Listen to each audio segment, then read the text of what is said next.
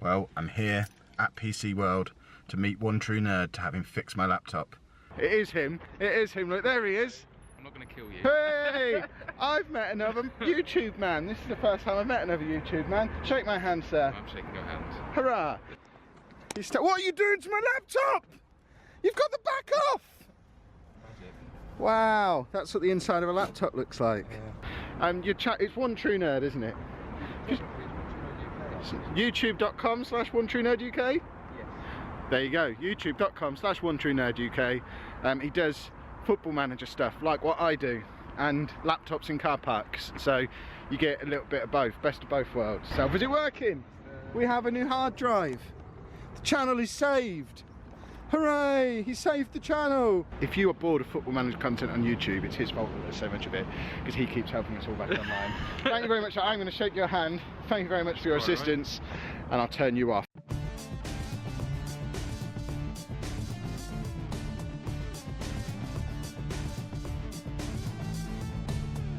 Hello and welcome to Season 13, Part 2 of Non-League to Legend. I'm Kev, and coming up on today's episode we have got Championship games away against Burnley and at home against Barnsley. Before we go any further though, one final massive thank you to One True Nerd, officially the saviour of the channel. You saw him in the little intro bit, assuming future Kevs managed to edit that together properly. Without him, you would not be getting a video today. So let's all go and say a massive thank you to him. Go over to him, subscribe to his channel. There's a link down in the description. Even if you don't want to subscribe to his stuff, just stick likes over everything. Show him that you appreciate what he did to save us all. As is traditional as well, when you get a new hard drive, I have done the traditional abandonment of the tactic that's been so successful for us for the last dozen seasons, and we're now doing something utterly experimental that seems to be working. Since you were last with me, we obviously had that disappointing first day of the season. We persisted with the tactic for another game or two, and it wasn't doing anything special. We really laboured to beat Dagenham and Redbridge in the EFL Cup, and then had a really laboured draw against Reading, which didn't look like any kind of threat going forward. Spot the point where we started playing more than one attacking midfielder. Against Coventry, we got Juan Francisco and Hartley both scoring. Then Rowdy King scored against Charlton. He then scored again against Stockport. And then Tom Dixon started to remember how to score goals, with 2 against Stockport, 2 against Bristol City.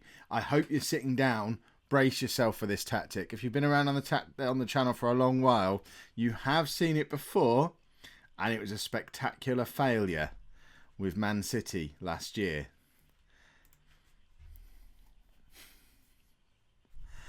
We're doing the Kev version of a 4-3-3 asymmetric thing. There's logic to it. I promise there's logic to it. I wanted to get the 2 attacking midfielders in behind Dixon. We tried it once playing a flat 3. In fact, it might even still be on there. Yeah, we did this, and it was just so narrow, and everyone was all on top of each other in the middle, and it had no width. So I said to myself during my enforced couple of day break, Kev, how can we get ourselves some width while still playing these 2 players? And then it came to me in a flash of inspiration. We tried this before. It didn't work, but it might just work now. We've done it for the last 3 games, and as you can see, it's working-ish. I mean, we're unbeaten in all competitions in 6 games, so something's working. We're playing top of the table Burnley today. It might all be about to go spectacularly wrong, but we're going to give it a try. I don't know how long we're going to persist with this but bottom line, we weren't able to sign a new striker before the transfer window slammed shut. We have still got the potential to bring in free transfers. We haven't identified any who are any good yet, so we're kind of stuck with what we've got at the moment. I like the fact we've finally got some width for the first time in a good long time, and we're getting 2 of our decent attacking midfielders in the team at the same time, with Francisco sat there on the bench ready to come on when needed. So our team for today's game, we've got Kevin Thompson in goal. I know we should be playing Elton Louis. I can't bring myself to drop Kevin Thompson because he's going to be a future England superstar. So he just keeps playing for now. Until he does something spectacularly wrong. We then have a back 4 of Smith, Pask, Bajrami and Grant, with Caputa as the defensive midfielder on defend, sat in front of the back four. It's then Fedry on box-to-box with Mantum out wide on the right as a wide playmaker with an instruction to drift inside. So it basically does become a normal midfield three with a holding player when Mantum drifts inside and Grant sort of pushes on to support him. We then have Rowdy King as an attacking midfielder on attack and Lee Hartley as an inside forward out on the left, again drifting inside. So he starts wide, drifts in the same way as Mantum does.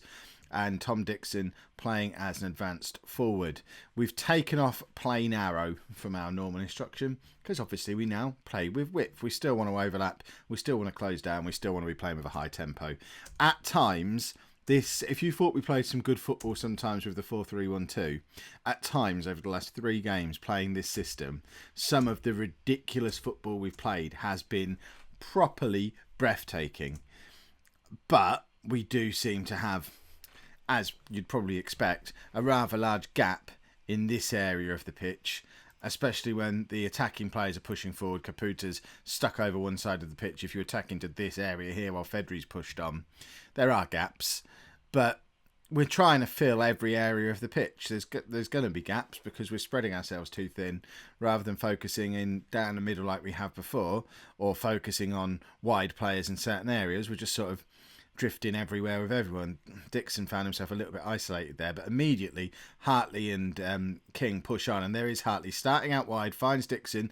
Look how far forward Rowdy King is, and we're trying to do that little one-touch triangle pass in again. Fedry picks the ball up to Dixon, who's fallen deep, but there's so many players pushed ahead of him. Smith crosses to Dixon, who races in, converts the chance. That's his 5th goal in 3 games now. We're 1-0 up after 12 minutes away from an attack instruction now to make up for the fact that there's no one in front of him. And Smith just gets in a fantastic position, and Dixon comes from, he was the furthest man back when he started that move, but because he's 8 feet tall, he only needed 3 strides to get into the edge of the 6-yard box and convert the chance. Smith's just been beaten far too easily there, and that's poor. That is poor. We did so well to go 1-0 up, only for Mark Smith to be beaten far too easily. Look at that, he's lunging in, doesn't get anywhere near, and there's nobody in front of him, nobody coming across to cover. Caputa, as the defensive midfielder, is based on the other side of the pitch. He's slightly right-hand sided. Fedry's not there to cover either, and there you go, there's those gaps we talked about. We could do a normal 4-2-3-1 with this exact combination of players. Dixon's in again and really should have scored. But where's the fun in doing a normal 4-2-3-1 when you can try something that confuses the opposition? Because it certainly gets our players in space. Is that an own goal? 2-1. There you go. We convert an own goal. It leaves our players in loads of space because they're I don't know if the match engine just... What did Mantum do there? I don't know if the match engine just doesn't know what to do because the players aren't in conventional positions. Whether it will figure that out in time, I don't know. But it means we always have at least one player stood in acres of space. But it also leaves those gaps for the opposition to run into as well. So it leads to very open games. We've gone to a fluid instruction now as well, which I can't decide whether that's right or wrong with a system like this. The reason I've gone fluid is because we need Mantum to come across and cover in midfield. We need Caputa to drift a little bit. So we need them to be a little bit more fluid with their positioning, but it could lead to people dancing around even more and leaving even bigger gaps like we've got there. Bajrami's so far forward, there's no one there covering, and it's a last-ditch tackle from, I don't even know who that was from, Fedry maybe? It made it all the way back, and Thompson collects from the corner. But I don't know, I think I'm enjoying the crazy system. I don't even know what we're going to call it. It's a bit boring calling it an asymmetric 4-3-3 or 4-2-3-1 or... I don't know, what do we call it? Let me know down in the comments. What on earth is this tactic called? And should I continue with it, or should we try something that a grown-up would try? Because I do feel a little bit like this team has been picked by a 9-year-old who has all his favourite players and just wants to get them all on the pitch and doesn't really worry about what combinations they play in. We'll figure that out afterwards. Just make sure Hartley and King get to play together. Dixon's playing brilliantly, though, as a lone striker. Again, intercepting Fedry, finds Hartley, who Juan Francisco's played there the last couple of games, but has struggled to get in the game as the inside forward. Hartley was out injured for a little while. That's the one area I think we probably still need to tweak. Francisco didn't really play well as an inside forward. Hartley doesn't seem to be influencing the game as well as he can from centrally, and it's now 2-2. And Oh, it's Goran Savic. You lot have noticed him before. It's the first time I've noticed him. He's a veteran of my tour team, now playing for Burnley, and he used to score goals for us in France. Now he scores goals against us, and Thompson very nearly got fingertips to that, but not quite enough. And we might need to tweak this a little bit. Although Hartley finds Dixon. Smith massively far forward again. I mean, it's going to cost us. It's already cost us once, Smith being so far forward. Oh, that's a good goal. I mean, the first one was poor. The second one is just one of those things. That one, there's just no defending against it. It's stuff like this, which is why they're top of the league, because this is just a little bit special. Again, Thompson's very close to getting to it, but he's not close enough. And I wonder if Elton would have saved it. We don't know because we haven't seen him play yet. Right, let's make some changes. Hartley's picked up a knock again, so straight away get Francisco on. I wonder if we should just swap to a more normal system, because the players playing in the weirdest positions are the ones with the lowest ratings. Caputa not playing well at all as a right-sided holding midfield player, because they're just attacking in this area, and I guess he's getting penalised for it because Smith's charging off up there. I mean, should it be the other way around? Should we, if we've got Caputa on that side and Mantum tucking in, should Grant be the one on attacking? Let's switch to that and see if that makes a difference. I'm not going to take Caputa off because we've got no one really to put in that spot, which is a bit of a problem. What we might... I don't want to take off Rowdy King either, because we're blessed with a lot of good attacking mid. In fact, what we could do, Craig Hull has done it before, stick him as the inside forward where he was quite effective, and that means we can have Francisco in the middle where he wants to be, and those little tweaks might be enough to make awesomeness happen. Right, Dixon, completely isolated. He needs to hold the ball up. He doesn't really, and they win the ball back. I mean, he'd played really well as a lone striker up until that point, where he just didn't seem to really know what to do, and that was a suicide pass from Thompson. Pass handled it quite well, actually, using his experience, just getting in the way of the onrushing attacker, but on a yellow card, can't really risk trying to tackle him when he comes away with the ball. And we've got 10 minutes to try and find a way to get back into this game, and we are a little bit limited with options that we've got on the bench. Sutherland can come on for Fedry, I guess. It's not exactly a game changer, is it? I could bring Ingram on to go up front, but Hull's already on there, so if we need to switch to the 4-3-1-2, the players are on the pitch to let us do it. We're obviously not going to switch, though, because we're playing with a new toy in a new system. The old tactic went away with the hard drive. We can't get it back now. I think that's how these things work. Can't possibly just remember how it was. We only used it for 12 seasons.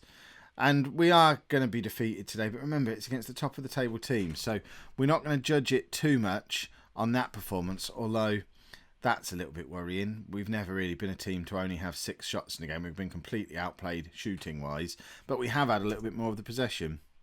We'll play one more game with this tactic. And then I'll give you the opportunity to tell me why it's a terrible idea. And we'll probably tweak it for tomorrow. What's up with Lee Hartley? He's injured again. So Francisco comes back in for the next game, I guess. Right, so just the one change to the personnel for this game. It's the one that's forced on us. Francisco does come in for Hartley. I have tweaked that fullback situation because trying to think about it logically, it seems much more sensible to have Grant, the player, basically playing there when you've got Caputa and Manton there to cover him. Whereas when Smith pushes forward, there is literally nothing in a whole quarter of the pitch, which is where their attacks were coming down in the last game. I know I should have noticed that earlier than after a full match, but, you know, this is me. If you've been around for a while, you're going to feel so proud that I even noticed at all. So you got to take the wins where they come. If we don't play well today, we will abandon this tactic. I will officially accept that it's not very good and we'll perhaps try something a little bit more conventional.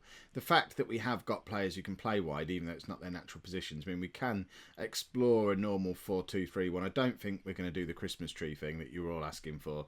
Like I said, I've tried it offline and it just didn't do anything for assist with the 4-3-1-2 and a weaker striker as part of it than a really boring, toothless system like this Christmas tree thing. At least this one, although we're 1-0 down after 5 minutes. But why is my microphone all the way over there? I'm surprised you've been able to hear a word of this.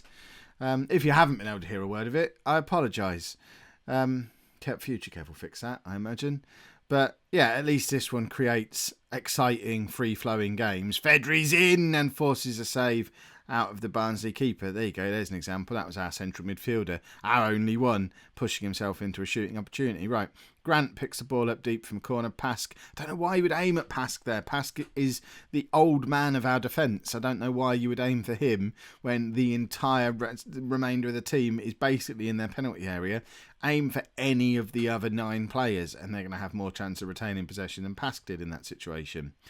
But who am I to question Josh Grant? He's one of our multiple promotion heroes. Right, Caputa wins the ball back as he is supposed to do. Manton, he's a little bit quiet in this system as well. I think although we're getting our better players on the pitch altogether in this tactic, I do wonder whether they're being given the opportunity to shine in their correct positions. Francisco is not looking as good. Manton's not looking as good. And remember, Manton was one of our key men last year, and he's not really influencing the game the way he does as that roaming playmaker from the right hand side of midfield 3, which really put him as a wide playmaker where I was expecting him to basically do the same thing, but for whatever reason he's not. I mean, it might even be worth just moving him in slightly, but then we'll start losing some of this delicious width again. Right, we've got to see it out, I think. Do we have to see it out? Or should I be switching the tactic up now? It's going to be one of those... This is going to be one of those episodes where there's one or two comments. One or two juicy comments, isn't it?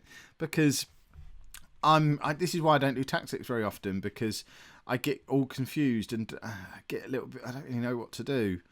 And we are creating chances. We're not seeing any of them, but the stats tell us we've had 2 clear-cut chances.